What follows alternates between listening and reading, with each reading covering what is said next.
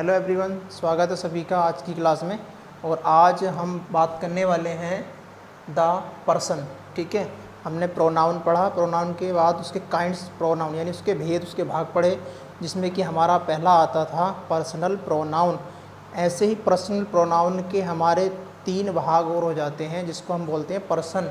ठीक है, कौन कौन से होते हैं देखिएगा। पहला होता है हमारा फर्स्ट पर्सन, सेकंड पर्सन और तीसरा होता है थर्ड पर्सन।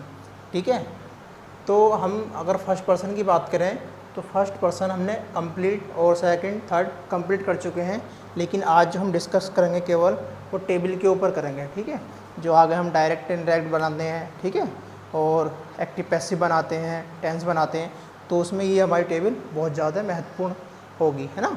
तो हमें क्या करना है, फिर भी मैं एक बार बता देता हूँ कि फर्स्ट पर्सन को हम बोलते हैं उत्तम पुरुष, सेकंड पर्सन को बोलते हैं हम मध्यम पुरुष और थर्ड पर्सन को बोलते हैं हम अन्य पुरुष, है नहीं। अब ये होता क्या चीज़ है, पुनः समझेंगे कि उत्तम पुरुष का मतलब होता है बात कहने वाला। ठीक है, आप बहुत सारे लोग बैठे हुए हो, ठीक है, मैं कोई बात बोल रहा हूँ तो क्या हुआ, मैं उत्तम पुरुष हुआ, फर्स्ट पर्सन हुआ। ठीक है, सेकंड पर्सन में क्या होता, मध्यम पुरुष। इसका मतलब क्या होता है, जो बात सुनता है, यानी मैं बोल रहा हूँ और आप क्या कर रहे हो, सुन रहे हो, तो आप कौन हो, सेकंड पर्सन हो। ठीक है, थर्ड पर्सन क्या होता है कि हम और आप लोग पढ़ रहे हैं, मैं बोल रहा हूँ फर्स्ट पर्सन, आप सुन रहे हो सेकंड पर्सन, लेकिन थर्ड पर्सन वो जो उपस्थित नहीं है, आज नहीं है क्लास में, इसके बारे में हम बात कर रहे हैं, तो वो कौन सा होगा, हमारा थर्ड पर्सन होगा, यानी अन्य पुरुष, जिसको हम बोल सकते हैं अनुपस्थित, यानी वो उपस्थित नहीं है। ठीक है, तो इसके हमने एग्जाम्पल पिछली वीडियो में कंप्लीट कर लिए थे। ठीक है, आज हम बात करेंगे केवल किसके ऊपर, टेबल के ऊपर, जो बहुत ज़्यादा महत्वपूर्ण है। ठीक है, चलिए देखते हैं। पहला होता है हमारा पर्सन, पर्सन का मतलब पुरुष होता है। दूसरा जेंडर, जेंडर का मतलब लिंग। नंबर का मतलब वचन होता है। सब्जेक्ट का मतलब कर्ता, जो करने वाला होता है। ऑब्जेक्ट मतलब जो कर रहा है, कर्म। ठीक है, और उसके बाद आता हमारा पॉसेसिव एग्जैक्ट, और इसका मतलब होता है अपने की अंग्रेजी। ठीक है, फिर आता हमारा पॉसेसिव केस, जिसको बोलते हैं हम अधिकार। ठीक है, बारी बारी से एक एक करके समझेंगे। देखिए फर्स्ट पर्सन में क्या होता है हमारा, फर्स्ट पर्सन में हमारा क्या होता है, जो जेंडर होता है हमारा वो कॉमन होते हैं। ठीक है, फर्स्ट पर्सन में जो जेंडर होते हैं वो हमारे कॉमन होते हैं। लेकिन इससे पहले मैं एक बात बता दूं टेबल समझने से पहले, कि अभी एक किसी बच्चे ने व्हाट्सएप पे मैसेज किया है, ठीक है, जिसका नाम है शुभम यादव। ठीक है, तो उन्होंने जो वो मैसेज किया है कि हमने आपका कोर्स जो है ज्वाइन करना चाह रहे हैं। ठीक है, या फिर पढ़ने की इच्छुक हैं वो, तो कोई बात नहीं, पढ़ सकते हैं।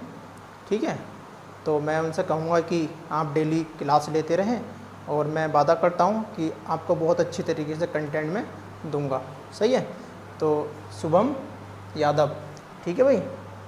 चलिए, और अपने जितने भी साथी मित्र हैं उनको भी इन्फॉर्म करो, ठीक है, उनको भी सूचना दो, ताकि वो भी फ़ायदा उठा सकें। ठीक है, क्योंकि इस टाइम लॉकडाउन का समय है, स्कूल नहीं जा सकते।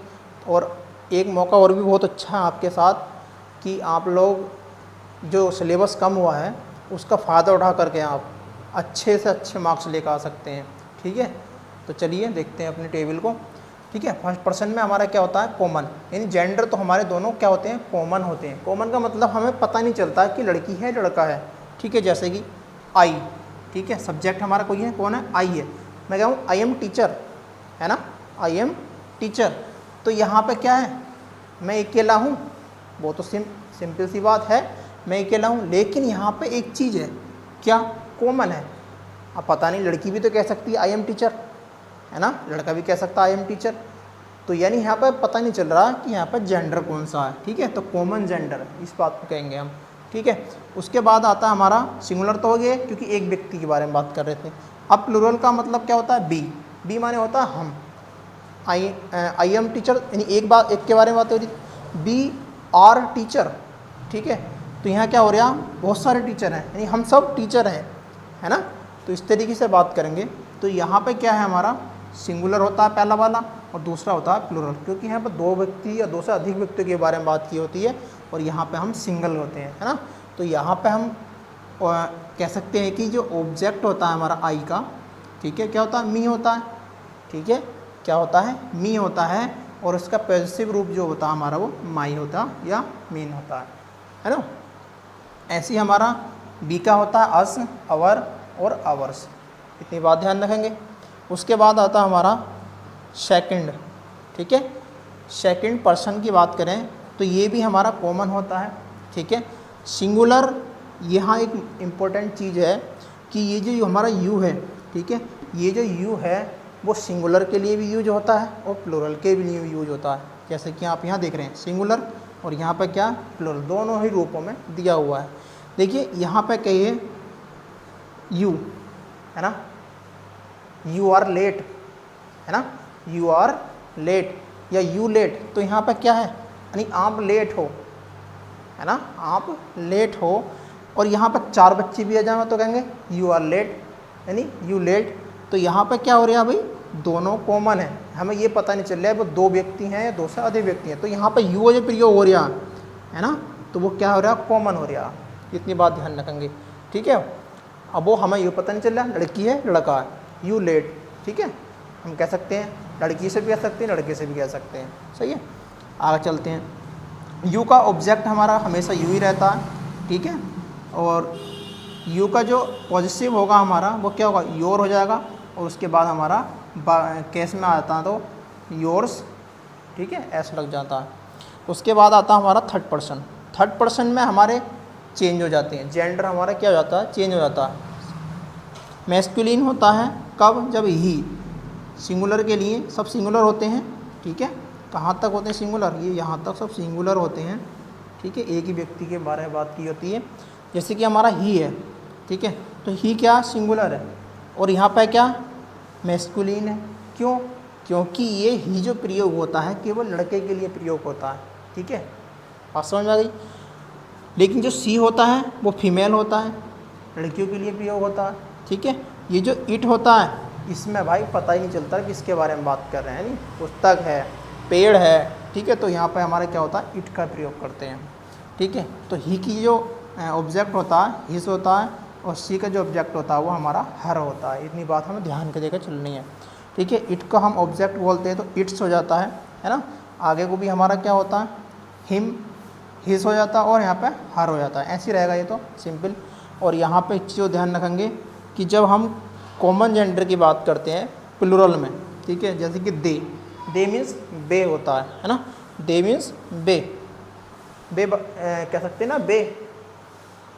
यहाँ पे बे की हमें पता नहीं चल रहा कौन है बे, है ना, लड़की है लड़का है क्या है, तो यहाँ पे कॉमन आ जाते हैं वो सब, ठीक है। बे को हम अगर ऑब्जेक्ट बनावें तो देयर, देयर या देयर्स इस तरीके से बन जाते हैं।